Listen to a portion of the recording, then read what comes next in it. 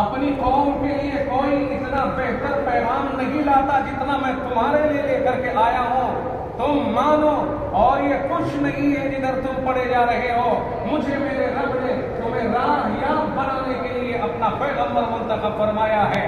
تو جانتے ہو جو نبی کی ذات کو نہیں جھٹلا رہے تھے، انہوں نے فوراً نبی کی بات کو جھٹلایا ہے۔ اسی کو رب کہتا ہے وَمَا يُكَذِّبُونَكَ میرے مصطفیٰ، یہ آپ کو نہیں جھٹلاتے ہیں۔ پھر رب کس کو جھٹلاتے ہیں؟ فرمایا وَلَٰكِنَّ الظَّالِمِينَ بِآيَاتِ اللَّهِ يَجْحَدُونَ، ظالم اللہ کی آیتوں کا انکار کر رہے ہیں۔ آپ کی ذات سے انہیں کوئی بحث نہیں ہے، آج بھی آپ سچے ان کی نگاہوں میں، لیکن پیغام وہ جو ان کی عقائد سے ٹکرا رہا ہے، اس بنیاد پر انہیں پریشانی لائی ہوئی ہے۔ وہ تو آزاد خیال تھے، وہ تو 360 کے سامنے، وہ تو آزاد خیال تھے۔ محمد الرسول اللہ کے پیغام کی بنیاد پر آزادی پر قدغن لگ رہا تھا، اس لیے آپ کو نہیں، آپ کی بات کو جھٹلا رہے ہیں۔ آپ کی ذات سے کوئی اختلاف نہیں، آپ کی باتوں سے اختلاف ہے۔ یہ اللہ تعالیٰ نے قرآن کریم میں واضح کر دیا ہے کہ آپ رنجیدہ نہ ہو کہ صاحب میں ان کے درمیان اتنا وقت گزارا، بڑے پیار و محبت سے رہے، اور اتنے پیار سے رہے، اتنے پیار سے رہے کہ جس وقت میں ہجرت کا ٹائم آ گیا، دشمن بھی ہے، سب کچھ ہے، مگر اعتماد پھر بھی دشمن پر ہی کر رہے ہیں۔ یعنی دشمن ماننے کے باوجود آقا کو اعتماد آقا ہی کے اوپر ہے کہ امانتیں بھی رسول اللہ صلی اللہ علیہ وسلم کے پاس یاد رہے۔ اسی لیے جب آپ نے ہجرت فرمائی تو حضرت علی کو مکلف فرمایا تھا، علی میں تو جا رہا ہوں، مجھے رب نے حکم فرما دیا ہے، اب یہاں سے میں نکل کر کے کہیں دوسری جگہ جا رہا ہوں، مدینہ منورہ، اور دیکھو امانتیں ہیں میرے پاس، لوگوں کی دین نکلنے کے بعد لوگوں کی امانتیں لوگوں کے حوالے کر کے تم بھی چلے آنا۔ امانتیں پھر بھی اللہ کے نبی علیہ السلام ہی کے پاس گئے، کیونکہ آپ کی ذات پر اعتماد تھا۔ اور رہا مسئلہ بات کا، تو آؤ ولید ابن المغیرہ جو مکہ مکرمہ کا سردار اور دولت کے اعتبار سے کوئی اس کا مقابل نہیں تھا، اپنے زمانے کا اڈانی ولید ابن المغیرہ تھا۔ میرے منہ سے جملہ نکلا، سیاست میں سمجھنا اس کو، میں صرف آپ کو مفہوم کو سمجھانے کے لیے اور قریب کرنے کے لیے جملہ استعمال کیا ہے کہ جس طرح آج کے دور میں لوگ اڈانی کا سب سے بڑا مالدار سمجھتے ہیں، اسی طرح سے مکے اور اطراف کا سب سے بڑا مالدار ولید ابن المغیرہ تھا۔ ساری کمپنیاں اسی کی تھی، کہ اس زمانے میں کام دھام تھے نا، سب ولید ابن المغیرہ کے تھے، لیکن سردار ابو جہل تھا۔ مالدار وہ ضرور تھا، سردار ابو جہل تھا۔ جیسے مالدار یہ ضرور ہے مگر وزیر اعظم کوئی اور ہے، وہی صورتحال تقریباً وہاں بھی تھی۔ چنانچہ وزیر اعظم سے ولید ابن المغیرہ نے پوچھا، یعنی ابو جہل سے ولید ابن المغیرہ نے پوچھا، بھائی ایک بات بتا ایمانداری کے ساتھ میں، یہ بتا محمد کے ساتھ جو جھگڑا ہو رہا ہے، ہمارا جو 36 کا آنکڑا ہے، یہ بتاؤ محمد کیسا ہے، اور سچ بتائیے۔ کہنے لگ گیا ابو جہل ایک نمبر کا سچا انسان ہے، اس جیسا سجن کوئی دوسرا نہیں ہے، روئے زمین پر کسی ماں نے جنم نہیں دیا جو اس سے بہتر ہو۔ جھوٹ بولتا ہے وہ؟ بالکل نہیں۔ جادوگر ہے؟ کہا ہرگز نہیں۔ اچھا جب کچھ بھی نہیں تو اب یہ بتا مانتا کیوں نہیں؟ اس لیے کہ ولید ابن المغیرہ کی تو ماننے کی مرضی تھی، اس نے تھوڑی سی تعریف بھی کر دی تھی کہ یہ ابو جہل تھا جو وہ بنا کر کے جا کر کے کہنے لگ گیا جی باہر قوم چرچا کر رہی ہے کہ بھائی اڈانی جی کو چندہ کر کے دینا پڑے گا۔ بھائی کیا بات ہو گئی، اسے چندہ کیوں؟ وہ مجھے چندہ، قوم کہہ رہی ہے مجھے چندہ، کہ ہاں کہاں جانتی نہیں ہے قوم کے میں سب سے بڑا مالدار ہوں، کہ جانتی ہے مگر پھر بھی کہنے لگ گئے کہ محمد کے کچھ چائے وائے پلا دی ہوگی، ٹکڑے کھلا دیے ہوں گے، اس لیے تعریف کر رہا ہے۔ اچھا وہ یہ کہہ رہے ہیں، کہا ٹھیک ہے تو ہم آج سے محمد کا بہشکار کرتے ہیں، معاذ اللہ، کہ وہ وہیں جا لیا جدھر تھا، ورنہ آ گیا تھا قریب کو، اور حضور اکرم صلی اللہ علیہ وسلم کی نبوت کو تسلیم کرنے لگ گیا تھا. یار بات بھی بڑھیا ہے بھائی، بات بھی بہت اچھی کہتا ہے، لیکن جب ابو جہل کو پتا چلا کہ یار اگر یہ ایمان لے آیا تو ہزاروں لوگ ایک دم ایمان لے آئے گے اس کے پیچھے پیچھے چل کر کے، تو ہمارا تو مشن ختم ہو جائے گا پھر. اس لیے وہاں منہ بنا کے جا کے بیٹھ گیا. جی باہر وہ چندہ کرنے کے بارے میں سوچ رہی ہے آپ کے لیے، کوئی چندہ میرے لیے کیوں؟ کہنے لگے ہاں یہ کہہ رہے کہ بھائی بھوکا ہو گیا یہ اور کچھ لالچ کے ٹکڑے مل گئے ہوں گے تو تعریف کرنے لگ گیا ان کی. اچھا تو مجھے ایسا کہہ رہے ہیں. سورہ مدثر کے اندر پوری تفصیل اس کی بیان کی گئی ہے، لمبا وقت ہو جائے گا. سورہ مدثر میں اس نے پھر بے ایمان نے کہا کہ ان ھذا الا سحر یؤثر ان ھذا الا قول البشر. اور بدماشیوں کے بعد اسی مجلس میں ابو جہل نے ذہن بدل دیا ولید بن المغیرہ کا اور کلیئر کر دیا ولید بن المغیرہ نے، جبکہ ابو جہل نے صاف کر دیا تھا کہا بالکل سچا ہے. کہنے لگ گیا تو سچا ہے تو جنگ کیوں کر رہے ہو اس سے؟ کہنے لگے بات اصل میں یہ ہے کہ ہماری اور ان کے خاندان کی رقابت ہے، جو وہ کرتے ہیں ہم اس کے اپوزٹ کرتے ہیں. لہذا ہمارے خاندان والوں میں اب نبی بننے کا تو کسی کے اندر موقع ہے نہیں، وہ کوئی نبوت کا دعویٰ کرے کھڑے ہو کر کے اتنی صلاحیت تو کسی میں ہے نہیں، تو کم سے کم انکار کرنا تو ہمارے لیے ایک آپشن بچا ہے. لہذا اگر ہم نبی دوسرا اس کے مقابلے میں پیش نہیں کر سکتے تو کم از کم نبی کا جھٹلانا تو ہمارے اپنے بس کی بات ہے، لہذا ہم نہیں مانیں گے. اس کو بات ختم ہو گئی. بات سمجھ میں آئی؟ اس طرح سے بہشکار کیا کہ ہم نہیں مانیں گے، حالانکہ سچا ہے، جانتے ہیں. رب نے کیا کہا؟ آپ کو نہیں جھٹلا رہے، رب کی بات کو جھٹلا رہے ہیں. آپ کو تو بالکل سچا قسمیں کھا کھا کے سچا کہتے ہیں، اور رہا مسئلہ جادوگر وغیرہ بتانا، یہ کوئی دل سے نہیں کہتے، یہ ایک سیاسی نعرہ ہے. سمجھ میں نہیں آیا؟ جب قرآن کریم نے صاف کر دیا وما یکذبونک، یہ آپ کو نہیں جھٹلا رہے ہیں، نہیں جھٹلا رہے ہیں آپ کو، تو معلوم ہوا آپ کو جادوگر کہنا یہ ان کے دل سے نہیں تھا.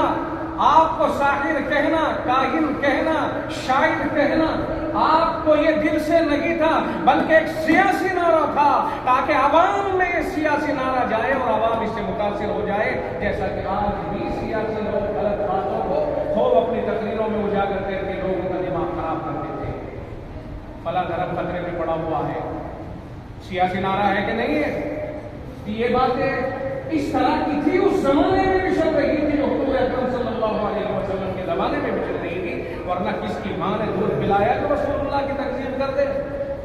پتہ نہیں ہے کہ جس شخصیت نے پیدائش کے بعد سے لے کر آج تک کوئی خلاف افضل بھی کام نہیں کیا ہے، جس شخصیت نے آج تک کوئی انگلی اٹھوانے کا کام نہیں کیا ہے، جو شخصیت آج تک مسلم اور متفق علیہ چلی آ رہی ہو، اگر کعبۃ اللہ میں حجر اسود کو نصب کرنے کا موقع آ گیا ہے تو اختلاف اگر دور ہوا ہے اور نیام سے تلواریں نکلی ہوئی اگر واپس لوٹی ہیں اور انہوں نے کسی کا خون نہیں پیا، وہ واپس لوٹ گئی ہے، تو مہربانی محمد الرسول اللہ کی ذات گرامی ہی کی تھی. حالانکہ اس وقت میں آپ کی عمر مبارک صرف 25 سال ہے اور آپ نہ نبی ہیں، اس وقت نبی ظاہر نہیں ہوئے ہیں.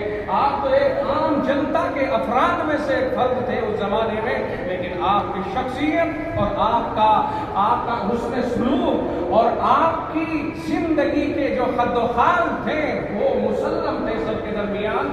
اس لیے طے یہ ہو گیا کون حجر اسود پر نصب کرے گا.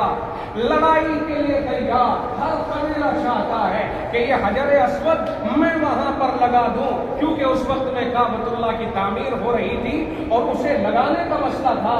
یہ فضیلت کون حاصل کرے؟ ہر خاندان اور قبیلہ چاہتا تھا یہ فضیلت ہمارے حصے میں آئے تاکہ رہتی دنیا تک لوگ کہیں کہ اس حجر اسود کو فلاں قبیلے نے یہاں لگایا تھا. آخر جب خون خرابے کا موقع آ گیا پھر یہ طے ہوا کہ کل جو آدمی حرم میں پہلے داخل ہوگا اسی کے اوپر اعتماد کیا جائے گا. بالآخر کل جب ہوئی محمد الرسول اللہ صلی اللہ علیہ وسلم تشریف لے آئے.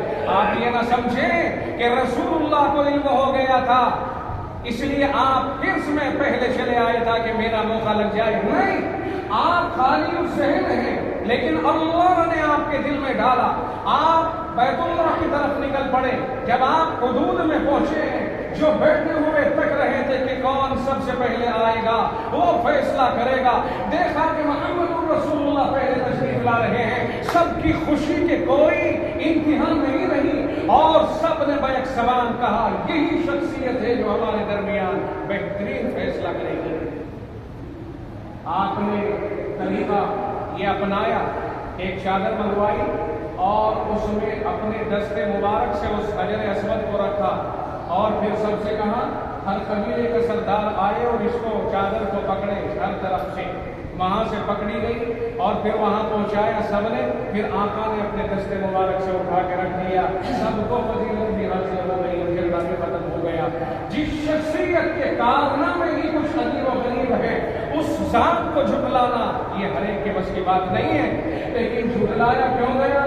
اس کی مثال آج بھی آپ کے سامنے ہم دے سکتے ہیں کہ ہمارے علاقوں میں عام طور سے ایسا ہوتا ہے کہ قرآن کو حق سمجھتے ہیں، دین کو حق سمجھتے ہیں، پیغام کو حق سمجھتے ہیں، مدرسوں کو سچا سمجھا جاتا ہے، ساری چیزیں سچی ہیں، لیکن اگر دو خاندانوں اور دو گھرانوں کے اندر آپس میں نظریاتی ٹکراؤ ہو تو ایک خاندان دوسرے خاندان کے اس چشم و چراغ کو جو قرآن پڑھ کے کہیں سے آیا ہو، عالم بن کے کہیں سے آیا ہو، حافظ بن کے کہیں سے آیا ہو، جانتے ہیں کہ قرآن برحق ہے، جانتے ہیں کہ علم دین برحق ہے، اور یہ ہمارا یہ فرض ہے جو اللہ کا دین حاصل کر کے آیا ہے، مگر کیوں نہیں مانا جائے گا؟ اس لیے کہ یہ ہمارے خاندان کا نہیں، اس خاندان یا اس باپ کا ہے جس سے ہمارا جھگڑا چل رہا ہے،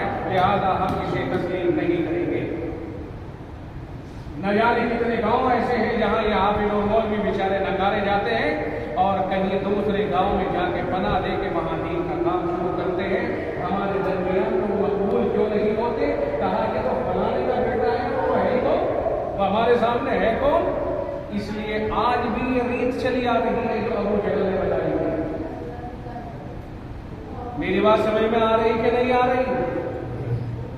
آپ میری اس بات کو جھٹلا دو کہ ایسا ہمارے علاقوں میں نہیں چل رہا۔ میں اپنے علاقے مظفر نگر سے لے کر کے اور آگے تک میں یہاں کی بات نہیں کر رہا ہوں، مجھے کیا پتا تمہارے یہاں کیا ہے، میں تو پہلی بار آیا، لیکن میں کہتا ہوں کہ اس طرح کے حالات ہماری تنزلی کے لیے بہت اور بہت کافی ہیں، اور یہ تو نبیوں کے ساتھ بھی ہوتا چلا آیا ہے۔ پیغمبر آخر الزمان صلی اللہ علیہ وسلم مکہ مکرمہ میں پیدا ہوئے، فخر ہے مکے والوں کا، پگڑی اور دستار ہے مکے والوں کی، یہ ساری چیزیں ان کے لیے، مگر مکے میں آپ کا رہنا جب دوبر ہو گیا، آپ کو مکے سے نکلنے پر مجبور ہونا پڑا، اور آپ جس وقت میں مدینہ تشریف لے جا رہے ہیں، مدینہ منورہ، زادہم اللہ شرفا وعظما، مکہ معظمہ، مدینہ منورہ، اللہ ان کی عظمت و شرافت میں اضافہ فرمائے۔ آپ نے جب مکے کو مجبور ہو کر کے چھوڑا اور مدینے کا رخ اختیار فرمایا تو جانتے ہو آقا رحمت مڑ مڑ کر کے آنکھوں سے آنسو بہ رہے ہیں اور یہ فرماتے ہیں او مکے کتنا خوشگوار شہر ہے تو میرے نزدیک، کتنا پیارا شہر ہے تو میرے نزدیک، اگر یہ مجبوری نہ ہوتی کہ مجھے یہاں رہنے والے، تیرے یہاں رہنے والے باشندے نکلنے پہ مجبور کر رہے ہیں، ماں سکن تو غیرت، تو میں تیرے سوا کہیں اور رہنے کے لیے جگہ منتخب نہ کرتا، لیکن مجبوری میرے خون کے پیاسے ہو گئے۔ رات کے وقت میں چاروں طرف اللہ کے نبی علیہ السلام کے چاروں طرف پہرا بازی ہو رہی ہے اور سردار جمع ہیں اور کہتے ہیں ایک ساتھ ان کا کام تمام کر دیا جائے گا، تلوار سے صفایا کیا جائے گا۔ اللہ نے بتا دیا کہ بچانے والا بڑا ہے مارنے والے سے۔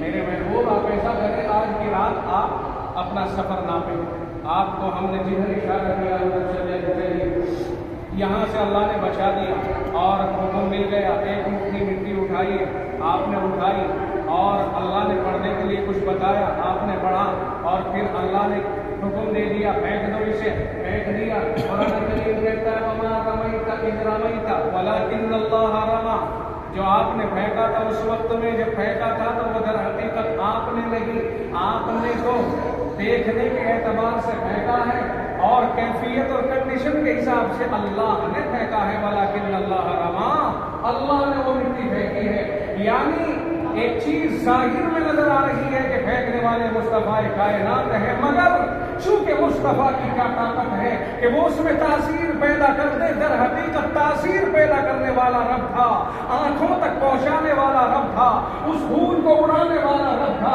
اس لیے رب نے فرمایا ولیکن اللہ رما، لیکن اللہ نے پھینکا ہے۔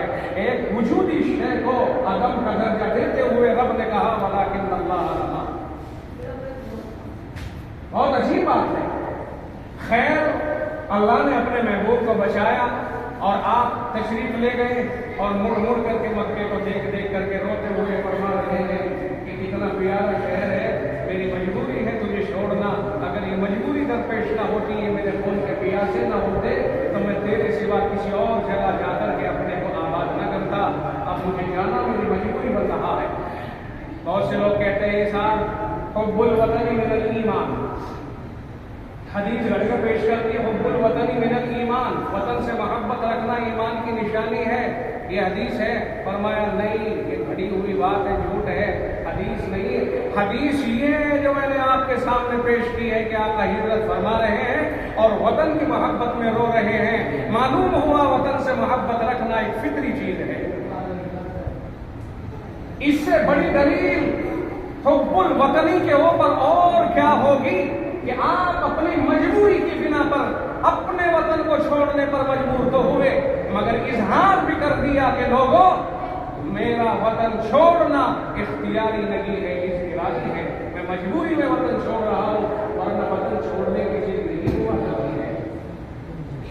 اگر یہ قوم ہمارے بچوں کو قبول کرنے لگے، باہر والوں کو پیر مان لیں گے، باہر والوں کو شیخ مان لیں گے، لیکن اپنے وطن کے لوگ اپنے وطن کے لوگوں سے ٹکرائیں گے، اگر یہ ٹکرانا بند کر دے خدا کی قسم حالات ہی بدل جائے گا۔ بات سمجھ میں نہیں ہے؟ اگر یہ ٹکراؤ بند ہو جائے اور مصطفیٰ کی شریعت کے اوپر سب کا اتفاق ہونے لگے، آپ کی سیرت، آپ کی نبوت، آپ کے لائے ہوئے دین، آپ کے پیش کیے ہوئے قرآن اور پیغام کے اوپر اتفاق کر کے، اور جو سیرت اور شریعت کو سیکھنے والے نبیوں کے وارث کہلانے والے ہیں، اگر مقامی لوگ انہیں قبول کرنے لگے تو جھگڑے کی سب ختم ہو جائیں گے۔ جھگڑے تو یہاں پیدا ہو رہے ہیں کہ یہ فلاں کا ہے میں اسے کیوں مانوں، یہ فلاں ہے میں اسے کیوں مانوں۔ سب جگہ اسی طرح کی تقریباً پالیسیاں چل رہی ہیں، سب جگہ کا یہی حال ہو گیا۔ اللہ تعالیٰ ہم سب کو صحیح سمجھ عطا فرمائے۔ تو دیکھیے پیغمبر آخر الزماں میں نے بتایا مولویوں ہی کے ساتھ انوکھا نہیں ہے، بلکہ نبیوں کے ساتھ بھی ایسا ہی ہوا۔ کوئی پیغمبر ایسا نہیں ہے جس نے اپنا وطن اپنے وطن کے لوگوں کے دشمن ہو جانے کی وجہ سے مجبور ہو کر کے نہ چھوڑا ہو۔ ہر نبی کو ہجرت کرنی پڑی ہے اور اپنے وطن سے دوسری جگہ جا کر کے اپنی سرگرمیوں کو پیش کرنا پڑا ہے۔ آقا نے مدینہ منورہ میں جا کر کے اپنی سرگرمی پیش کی، لیکن وہاں انہیں پتا چلا کہ وہ تو وہاں پہنچ گئے اور وہاں بڑی عزت و احترام کے ساتھ کام شروع کر دیا، تو بے ایمانوں نے یہی سے کہنے لگے ایسا کرو، اس کے خلاف اسے جڑ سے اکھاڑنے کا منصوبہ بناؤ۔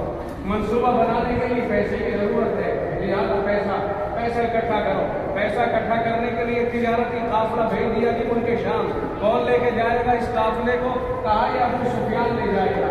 ابو سفیان قافلہ لے کر تجارت کی غرض سے شام گیا اور طے ہوا جتنا نفع اس قافلے کو ہوگا پورا کا پورا اکٹھا کر کے محمد الرسول اللہ صلی اللہ علیہ وسلم کے مشن کے خلاف استعمال کیا جائے گا۔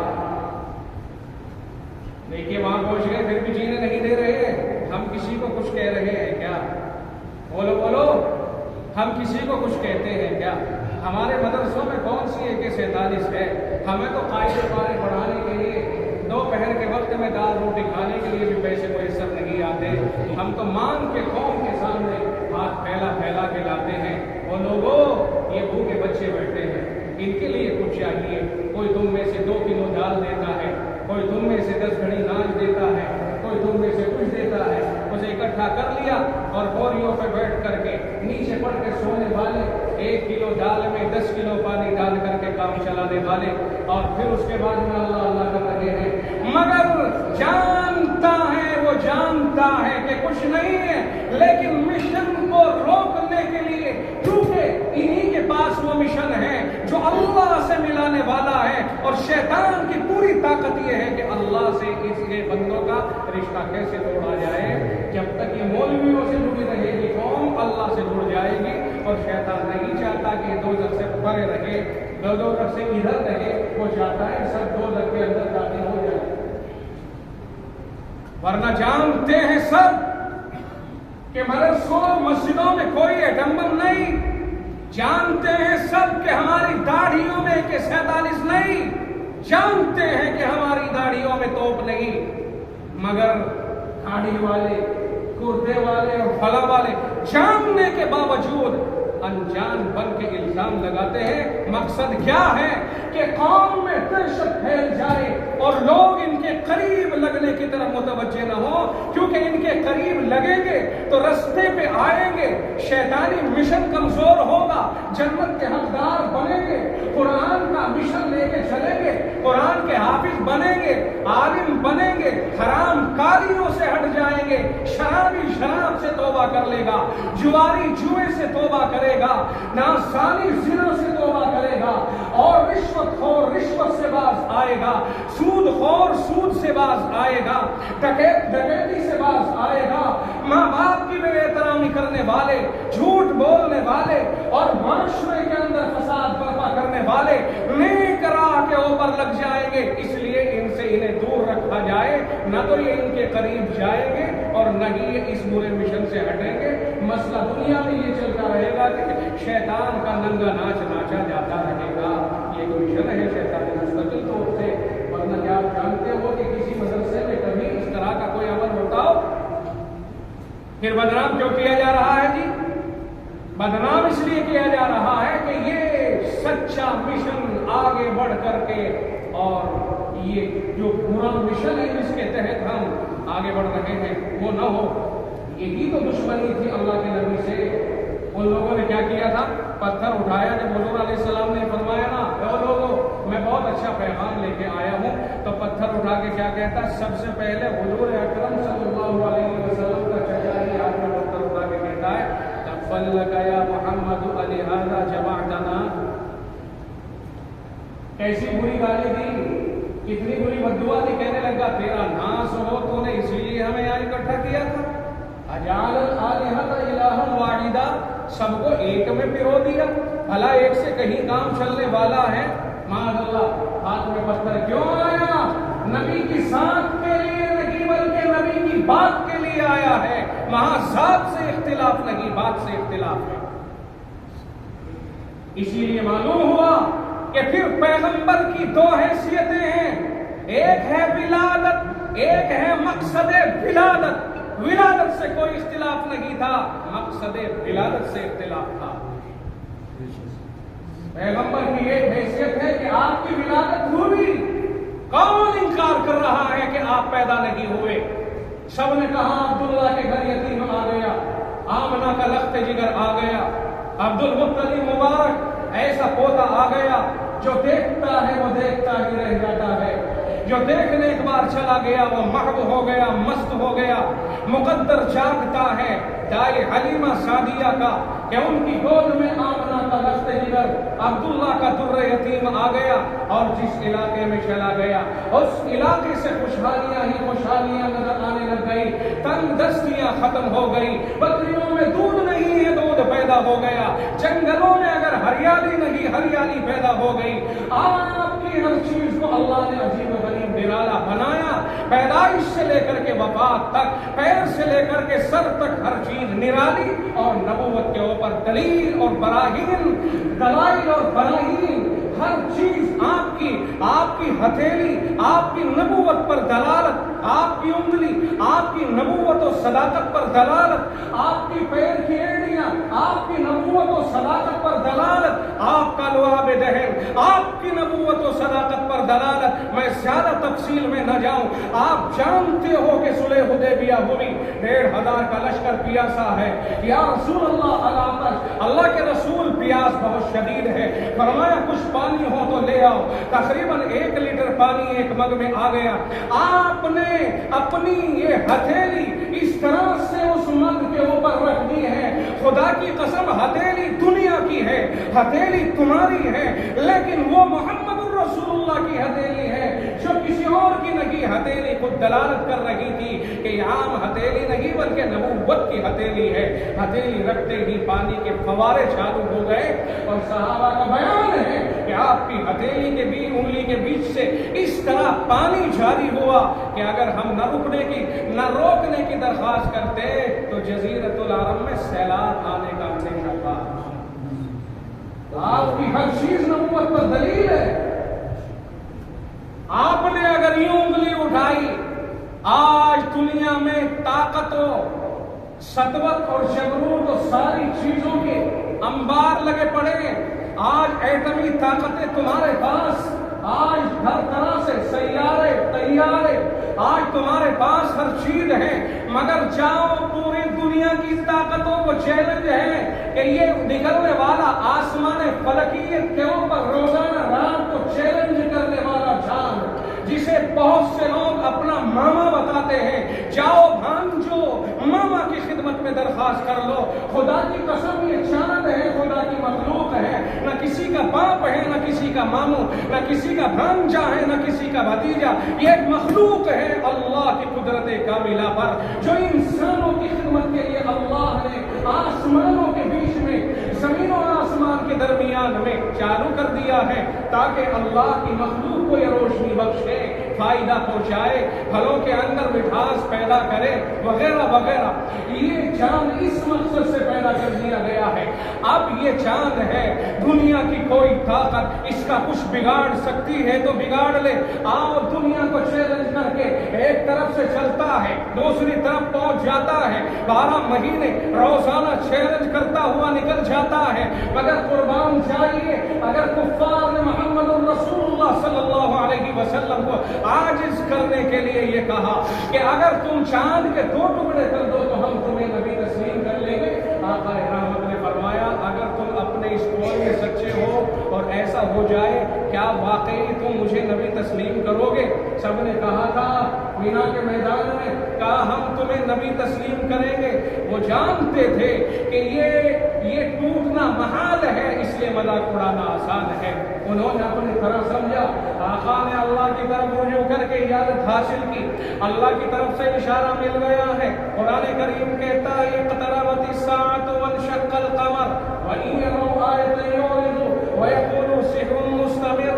قرآن کریم نے کہا یہ چاند ٹوٹنے کے اوپر جب انہوں نے انکار کر دیا، قرآن کریم نے ان کے انکار کو بتا دیا اس صورت کے اندر، آقا نے اللہ کا نام لے کر کے اپنی شہادت کی انگلی کو چاند کی طرف اٹھایا، اشارہ کیا، چاند کے 2 ٹکڑے ہوئے، کتابوں میں لکھا ہے حدیث کی کہ 2 ٹکڑے ہوئے، ایک جبل ابو قبیس کے اوپر کھڑا نظر آنے لگ گیا، دوسرا جبل قیقران کے اوپر کھڑا نظر آنے لگ گیا ہے۔ جب 2 ٹکڑوں میں چاند تقسیم ہوا، آنکھوں پہ ہاتھ پھیر کے کہتے ہیں جادوگر نے جادو کر دیا ہے۔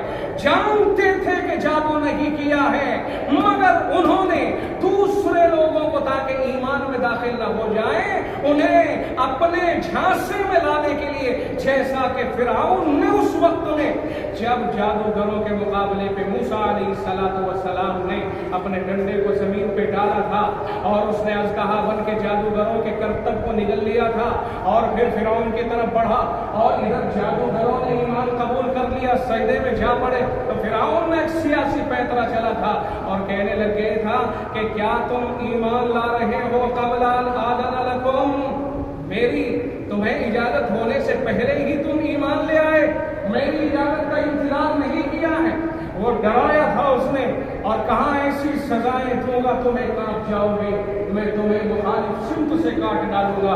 انہوں نے کہا تھا لن نؤثرک علی ما جاءنا من البینات فاقض ما انت قاض انما تقضی هذه الحیاۃ الدنیا، جو تیرا جی چاہے فرعون کر، وہ زمانے پیچھے چلے گئے، اب ہم ماننے والے نہیں، سچ سامنے آ گیا ہے، لہذا جو تیرے جی میں آ رہا ہے تو کر، اور جو ہمارے جی میں آ رہا ہے ہم کر رہے ہیں۔ مرنوں مر گئے، لیکن اللہ کے نبی عیسیٰ موسیٰ علیہ السلام پر جو ایمان لائے تھے ہٹے نہیں تھے۔ جب سچائی سامنے آتی ہے نا تو اللہ تعالیٰ کی طرف سے ہدایتوں کے راستے بھی کھل جاتے ہیں۔ ایسے ہی یہاں پر ہو رہا تھا تاکہ لوگ ایمان میں نہ چلے جائیں، کہنے لگے جادوگر نے جادو کر دیا ہے۔ رب کہتا ہے جب یہ اللہ کی نشانیوں کو دیکھتے ہیں انکار کرتے ہیں، منہ پھیر لیتے ہیں، کہتے ہیں چلتا ہوا جادو آ رہا ہے۔ فرمایا جادو ہوگا تو ہر چیز کو قرار آ جاتا ہے، جادو کی بھی ایک حد ہوگی، کہاں تک ہوگا وہ کہیں نہ کہیں جا کے تو اس کی حد ٹھہرے گی، یہ کوئی بات نہیں ہے۔ تو یہاں بات سے انکار ہے، ذات سے انکار نہیں۔ اب بات پیش کر دی ہے، کہا یہ کہ یار یہ تو ہماری بھاوناؤں کے خلاف ہے، یار شراب چھوڑنی پڑے گی، بدماشیاں چھوڑنی پڑے گی، گندگیاں چھوڑنی پڑے گی، اس لیے دشمن ہو گئے۔ یہی حال ہمارے مولوی صاحبان کا ہے۔ مولوی صاحب آئے بشارے، اسے لینا دینا کسی سے کیا ہے کہ بھائی صاحب داڑھی رکھ لیو، ابے یار یہ اور نئی بات کہہ دیجیے، تو بھائی صاحب یہ اس طرح کی ڈریس ذرا سا بدل لو، یہ اور نئی بات لے آیا۔ ارے بھائی یہ بات غلط ہے، یہ صحیح ہے۔ اچھا یہ بتاؤ ہم اللہ اور اس کے رسول صلی اللہ علیہ وسلم پر سب اتفاق رکھتے ہیں کہ نہیں رکھتے؟ بتاؤ ہمارا خدا کوئی اور کسی کا کوئی اور ہے کیا؟ نہیں بھی مانیں گے تب بھی وہ خدا ہے اور رہے گا۔ اور محمد رسول اللہ ہر کلمہ پڑھنے والے کے لیے تو ہے ہی، مگر ساری دنیا کے رسول ہیں، کوئی مانے یا نہ مانے۔ دو دھاریں ہو گئی، ایک دھار ماننے والوں کی اور ایک نہ ماننے والوں کی، یعنی اب اس وقت میں ساری دنیا کے اندر کوئی چاہے انکار کرے نہ کرے، یہ جو دنیا میں دیکھتے ہو نا تم کے ساتھ آقا کی شان اقدس میں گستاخیاں کر رہے ہیں، آقا کا کیا بگاڑ لیں گے؟ چلیے ساری دنیا مل کے آقا کو گالی دے، معاذ اللہ ثم معاذ اللہ، آقا کی شان میں فرق پڑے گا؟ لیکن یہ تباہی کا اپنے آپ ہی تو رستہ ضرور ہے۔ یاد رکھیو نبی کا گستاخ کبھی چین سے نہیں رہ سکتا، یہ دنیا کا ضابطہ ہے، دنیا میں اللہ کی طرف سے ضابطہ ہے، گستاخ رسول کبھی سلامت نہیں رہ سکتا، دیر یا سویر اس پر عذاب آتا ہے۔ اور اگر کوئی گستاخ رسول بھی ہو اور مرنے سے پہلے وہ عبرت کا نشان نہ بنا ہو، کوئی ایک ایسی مثال لے کر کے آ جائے تو ہم بھی تسلیم کریں۔ گستاخ دیکھو اللہ کو تم گالی دو گے، برا کہو گے، اللہ حلیم بردبار برداشت کرنے والا، کیا بگاڑ دو گے؟ دینو گالی جی، کچھ بھی فرق نہیں پڑتا ہے، اس کی مرضی ہے وہ عذاب دے نہ دے، اس کی مرضی ہے نمٹ لے گا کفر میں مرنے والوں سے۔ لیکن جب اس کے محبوب کی شان میں کوئی گستاخی ہوتی ہے، یہاں برداشت صحاب ہو جاتی ہے بات، اس لیے دیر سویر عبرت کا نشان بن ہی جاتا ہے۔ اور میرے بھائی ہم اپنے محبوب کے نام پر تو سب متفق ہیں کہ نہیں ہے نا؟ تو محبوب کے پیغام پر بھی متفق ہوں گے کہ نہیں ہوں گے؟ جب محبوب کی ذات پر متفق اور محبوب کی بات پر بھی متفق ہونا یہ ہمارے لیے لازم اور ضروری ہے۔ جو آقا نے فرما دیا وہ سچ، حق اور برحق ہے، اس کے خلاف نہیں ہو سکتا ہے۔ اور رب خود کہتا ہے قل ان کنتم تحبون اللہ، ان لوگوں سے کہہ دو کہ اگر تم لوگ کہتے ہو کہ ہم اللہ سے محبت رکھتے ہیں تو محبت خدا بندی کا ایک دعویٰ ہے، اس کی دلیل یہ ہے فاتبعونی، کہہ دو کہ میری اتباع کرو، یحببکم اللہ، اللہ تم سے محبت کرے گا، اور نتیجتاً ویغفر لکم ذنوبکم، تمہارے گناہوں کو بھی معاف فرمائے گا۔ اس لیے آقا کی زبان سے کہلوا دیا کہ کوئی اگر اللہ پر ایمان رکھنے کا دعویٰ کرتا ہے، کوئی اللہ سے محبت کا دعویٰ کرتا ہے، تو دلیل دینی پڑے گی کہ محبت وہی مقبول ہوگی جو محمد الرسول اللہ کی تابع داری میں ہوگی، اور اگر محمد الرسول اللہ کی تابع داری سے ہٹ کے محبت کا اظہار ہے تو وہ مقبول نہیں ہے، مردود ہے۔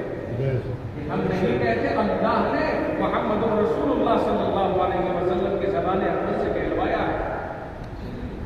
اب جھگڑا کیا رہ گیا؟ پلاننگ کیا رہ گئی ہمارے پاس؟ کوئی پلاننگ نہیں، ستیہ ناش کر دیا قرآن کریم کی اس آیت نے ہر پلاننگ کا۔ فرمایا تمہارا اللہ کے ساتھ رشتے دار رشتہ داری ہے. تمہاری ہماری رشتہ داری اللہ کے ساتھ ہے کہ ہم اللہ کے بندے وہ ہمارا مالک، ہم اللہ کے عابد وہ ہمارا معبود، ہم اللہ کے ساجد وہ ہمارا مسجود، وہ ہمارا خالق، ہم اس کی مخلوق. رشتہ داری کا تعلق تو ہے ہمارا اور اللہ کا، لیکن آگے چل کے فرمایا کہ معتبر وہی تعلق ہوگا جو محمد الرسول اللہ کی مہر سے تعلق کا اظہار کرے گا، اور جس تعلق پر میرے آقا کی مہر نہ لگی ہو وہ تعلق معتبر نہیں ہوگا. اب اطاعت رسول کے بغیر اللہ کی محبت ادھوری. بات سمجھے کہ نہیں سمجھے؟ کہتے ہو ہماری حضرت سے محبت ہے اور حضرت کی اولاد کے رپٹ مارتے ہو. ایمانداری سے بتاؤ، یہ کہیں گے بھائی میری اولاد سے محبت کرو گے تبھی تو میرے سے محبت کرو. میرے ساتھ کیا ڈرامہ ہے تمہارا؟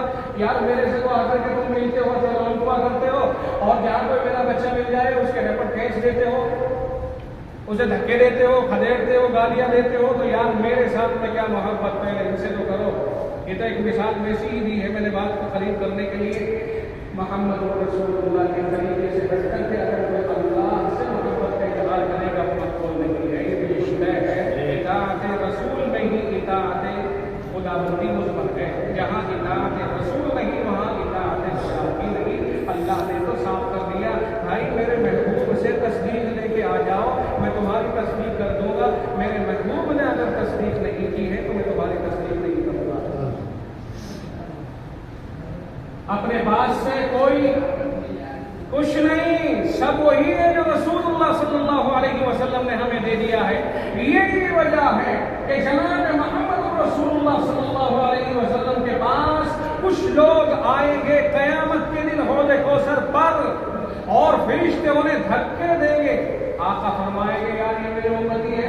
فرمایا فرشتے کہیں گے، یہ آقا نے خود بتایا ہے، فرشتے مجھے بتائیں گے یہ آپ کے طریقے کے خلاف کچھ اور لے کر کے آئے تھے، مد مقابل کھڑے ہو گئے تھے آپ کے طریقے کے، جو آپ نے بتایا تھا اس کے علاوہ اپنا گھڑا اور پیش کرنے لگ گئے تھے. فرمایا تو اچھا ادے ڈولی اندر کے لے کر کے میری آنکھوں سے درست کر دو، اس لیے کہ طریقہ وہی معتبر ہوگا جو رسول کا اپنا اپنایا ہوا پیش کیا ہوا طریقہ ہے. اور رسول کا اپنا ذاتی کوئی طریقہ نہیں ہے. رب کہتا ہے وَمَا يَنْطِقُ عَنِ الْهَوَىٰ إِنْ هُوَ إِلَّا وَحْيٌ يُوحَىٰ.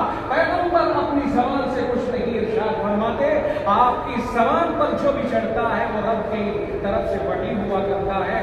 وحی کے علاوہ آپ کی زبان پر کچھ نہیں آتا. یعنی ایک تو کلام وہ ہے اللہ کی طرف سے جو لفظ بھی آ رہے ہیں اور اس کا معنی بھی آ رہا ہے، اسے قرآن کہتے ہیں. اور ایک یہ ہے کہ اللہ نے اپنے محبوب کے دل میں ایک بات ڈال دی، زبان نبی کی ہے، بات رب کی ہے، اسے حدیث کہتے ہیں. بات سمجھ میں آئی؟ کوئی ہاتھ نبی اپنی طرف سے نہیں کھینچتا. جو بھی شریعت کا حصہ ہوگا وہ اللہ کی منظوری کے بعد ہی شریعت بنے گا. چاہے اگر آپ چاہیں تو دیکھو، اس کی مثال میں آپ کو دے دیتا ہوں. بات ختم کروں، ٹائم بہت ہو گیا نا، بات کو ختم کروں. آخری بات آخر میں کہتے ہوئے کہ اللہ کے نبی صلی اللہ علیہ وسلم طواف کر رہے ہیں. مثال کے طور پر سمجھانے کے لیے میں کہنے لگا کہ اللہ کے نبی علیہ السلام صحابہ کرام کے ساتھ طواف کر رہے ہیں اور فاروق اعظم بھی ہے، دیگر صحابہ بھی ہیں. آپ نے فرمایا عمر آؤ تمہیں ایک چیز دکھاتا ہوں. چیز کیا دکھائی؟ مقام ابراہیم. وہ پتھر دکھایا جس کے اوپر ابراہیم علیہ السلام کے پیروں کے نشان اترے ہوئے ہیں. آپ نے فرمایا یہ ابراہیم کے پیروں کے نشان ہیں اور یہ نشان اس پتھر نے لے لیے. اصل یہ پتھر کا کام یہ تھا کہ کعبۃ اللہ کو بناتے تھے جب وہ تو ضرورت کے حساب سے اوپر نیچے ہو جاتا تھا، یا اللہ نے اس کے اندر یہ صفت رکھی تھی تو اللہ نے بطور نشانی کے ان کے پیروں کے نشان اس پر اتار دیے، لوگوں کو پتہ چل جائے کہ اس پتھر نے پیر کا کام کیا تھا کعبۃ اللہ کے ساتھ. تو خیر اسے دکھایا. حضرت عمر رضی اللہ تعالیٰ عنہ نے فوراً خواہش ظاہر کی کہ اللہ کے رسول اتنا بڑا انعام میرے اوپر ہو گیا کہ مجھے اتنی بڑی نشانی سے روشناس کرا دیا. میرا جی چاہتا ہے کہ میں یہاں پر شکرانے کے طور پر 2 رکعات نفل ادا کروں، مگر چونکہ ابھی نفلوں کے پڑھنے کا رب کی طرف سے حکم نہیں ہوا تھا، اس لیے پیغمبر خاموش ہے۔ عمر کا اصرار بڑھتا ہے، یا رسول اللہ اجازت دے دیجیے تاکہ میں یہاں پر 2 رکعت ادا کر سکوں۔ آقا خاموش ہے، گردن جھکائے ہوئے، کیونکہ اللہ کی طرف سے ابھی اجازت نہیں ملی ہے۔ فوراً رب نے جبریل کو دوڑا دیا، جبریل جاؤ، جا کے میرے محبوب سے کہہ دو جو رائے عمر کی فرش پر ہے وہی خدا کی عرش پر ہے۔ رب نے کہا واتخذوا من مقام ابراہیم مصلی، خواہش عمر کی پوری ہوگی اور یہاں نماز پڑھنے کی اجازت ہوگی۔ تو کہنے کا مطلب یہ تھا کہ نبی تو خاموش ہو گئے تھے نا، اپنی طرف سے تو کچھ نہیں فرمایا، جب اللہ کی طرف سے اجازت ملی تبھی تو فرمایا۔ معلوم ہوا پوری شریعت وہی ہے جو اللہ نے بنوائی ہے، اللہ ڈائریکٹر ہے، محمد رسول اللہ اسے ادا کر رہے ہیں۔ یہاں کوئی بات اللہ کے مزاج کے خلاف شریعت نہیں بنی ہے، اس لیے ہم سب کا اتفاق اس بات کے اوپر ہے، جس نے کلمہ پڑھ لیا کہ جو بات حق ہے نبی کی ذات سے، نبی کی بات سے ثابت ہے، بس وہی سچ ہے، اور اس کے علاوہ فالتو فن کی ایجادات ان کا شریعت سے کوئی تعلق نہیں ہے۔ آپ سمجھ رہے کہ نہیں سمجھ رہے ہو؟ جس بات پر میرے نبی کی مہر نہیں لگی، دنیا کی کوئی طاقت اسے اللہ کے یہاں پر نہیں بنوا سکتی ہے۔ اللہ اسی کو اللہ تعالیٰ پیچھے نہیں عطا فرمائے گا جو محمد الرسول اللہ کی تعریف اور اجازت کے ساتھ ساتھ اللہ کے در میں جائے گی۔ میں یہ چند باتیں آپ تک پہنچائی ہے۔ ایک آیت میں نے پڑھی تھی، قرآن کہتا وما ارسلناک الا رحمۃ للعالمین، میرے مصطفیٰ ہم نے آپ کو سارے جہانوں کے لیے رحمت بنایا ہے۔ اب جب سے آپ تشریف لے آئے، جب تک آپ کا دین رہے گا آپ کی رحمت دنیا میں رہے گی۔ یہ دین جو ہے نا، یہ دین یہی ہے رحمت۔ اسی دین جب نبی رحمت للعالمین رہے اور نبی رحمت بنے ہیں اس دین کی وجہ سے، یعنی دیکھیے آپ اس کو یوں سمجھنے کی کوشش کریں کہ آقا نامدار صلی اللہ علیہ وسلم نبی ہے لیکن اللہ کے علم میں ہے، اور لوگوں کے علم میں ابھی نبی نہیں ہے۔ لوگوں کے علم میں نبی کب آئے ہیں؟ جب آپ نے اپنی نبوت کو پیش کیا ہے۔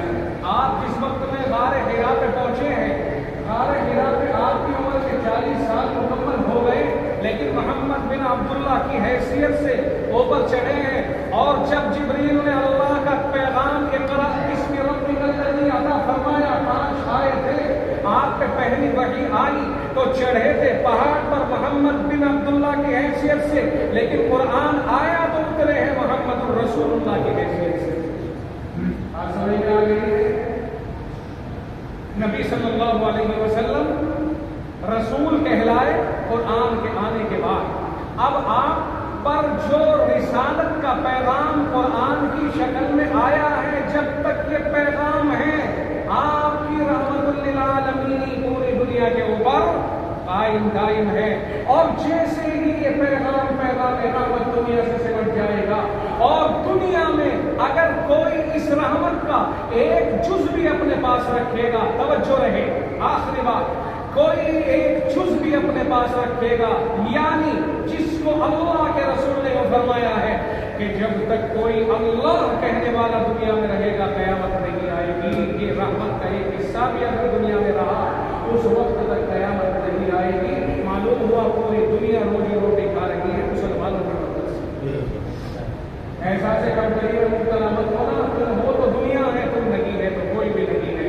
اس لیے جہاں کہیں بھی رہو سر بلند کر کے رہو، سر جھکا کے نہ رہو، کیونکہ تمہارے پاس ایک نمبر کی چیز ہے دین و شریعت، اور کسی کے پاس کچھ بھی نہیں ہے۔ ٹھیک ہے بات کہنے کے لیے کوئی کچھ بھی کہتا رہے، لیکن جو نمبر 1 ہے وہ صرف امت محمدیہ۔ اس لیے کوئی بھی مسلمان کبھی بھی اپنے آپ کو ایسا جنگلی کا شکار نہ مانے۔ دنیا کے پاس اگر دولت ہے تو نبی فرماتے ہیں کہ اس دولت کی اللہ کی نگاہوں میں ایک مچھر کے پر کے برابر کی حیثیت نہیں ہے، اور جو دولت ایمان تمہارے پاس میں ہے اگر اس کا سب سے گھٹیا فرد صرف اللہ کہنے والا بھی باقی ہے، نہ وہ نمازی نہ کچھ، اس کی وجہ سے جو پوری دنیا باقی ہے، تو پتہ یہ چلا کہ دولت ایمان اس دنیا کی پوری دولت کے مقابلے میں کہیں زیادہ اعلیٰ والا ہے۔ اس لیے میرے بھائیوں، جو ہمارے بچے بچیاں دوسرے ماحول سے متاثر ہو کر کے سوچتے ہیں عجیب بڑی کامیابی ادھر ہی ہے، آؤ چلو اس کے ساتھ کہیں میرے پھیر لیتے ہیں، آؤ چلو اسی کے ساتھ میں اسی سے یوں میرا اشارہ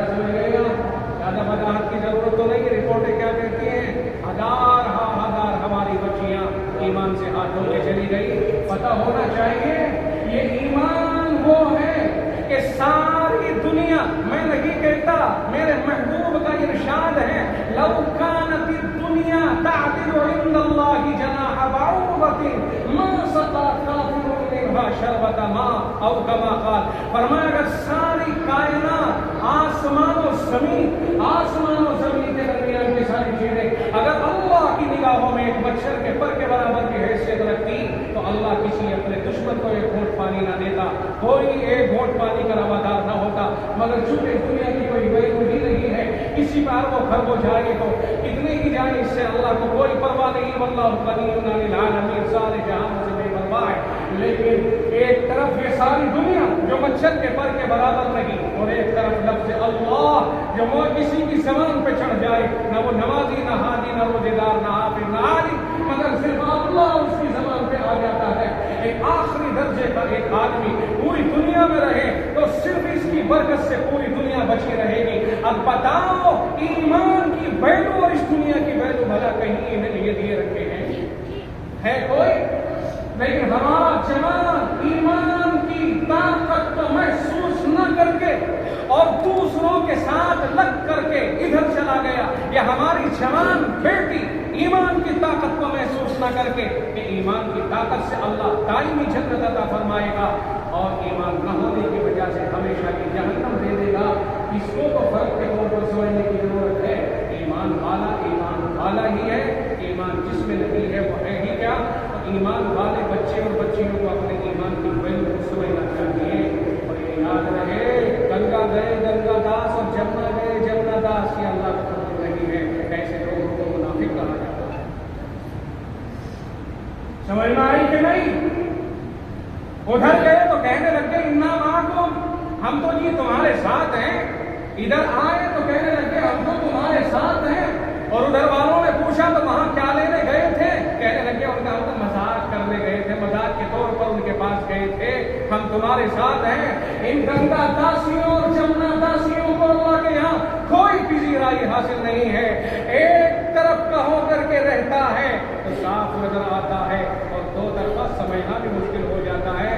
اس لیے جب بھی کبھی نقصان پہنچا ہے اپنے پن ظاہر کرنے والوں سے پہنچا ہے، مد مقابل سے ہمیشہ چوکس رہتا ہے۔ ہمیں آج مسلمانوں کو جو نقصان پہنچ رہا ہے زیادہ، ہمیں انہی سے نقصان پہنچ رہا ہے کہ ہمارے ظاہر کریں گے اور جا کر کے کسی دوسری طرف جا کر کے دوسری طرح کی بات کریں گے۔ اس لیے اپنے ایمان کی حیثیت کو سمجھے، اور ایمان والا وہ ہے جس کے منہ میں دو زبان نہیں ہوتی۔ ایمان والا ایک ہی کیفیت پر رہتا ہے، اسے سچائی پسند ہوتی ہے، اسے دھوکہ پسند نہیں ہوتا ہے۔ اس لیے میرے عزیزوں، میں نے چند باتیں آپ تک پہنچائی ہے، ذرا سیدھے اور اللہ کے دین کی خدمت میں اگر ہم لگ گئے، خدا کی قسم یہ ہماری اپنی خدمت ہوگی۔ دین تو کسی کا محتاج نہیں، جو کہ رب نے کہا انا نحن نزلنا الذکر وانا لہ لحافظون، ہم نے ہی اس قرآن کو اتارا ہے اور ہم ہی اس کی حفاظت کرنے والے ہیں، ہم ہی اس کی حفاظت کرنے والے ہیں، یہ اللہ کہتا ہے۔ تو اس کا مطلب یہ ہوا اللہ جس سے چاہے عبادت کرا دے گا، یہ اس کا اپنا معاملہ ہے، لیکن اگر ہمیں اللہ قبول کر لے تو ہمارے لیے صحیح نصیب۔ اس لیے جو لوگ مدرسوں سے جڑے، حافظوں سے جڑے، علماء ربانیین سے جڑے، قرآن سے جڑے، اس میں انہی کا بھلا ہے۔ دین تو ان کا محتاج ہے نہیں، جو جڑے گا دین کی وجہ سے وہ اللہ کا فخر بن جائے گا۔ مجھے امید ہے کہ چند معلومات جو میں نے آپ کے سامنے پیش کی ہے، اللہ سے دعا ہے اللہ تعالیٰ ہماری ان معلومات کو قبول فرمائے اور دین کا سچا خادم بننے کی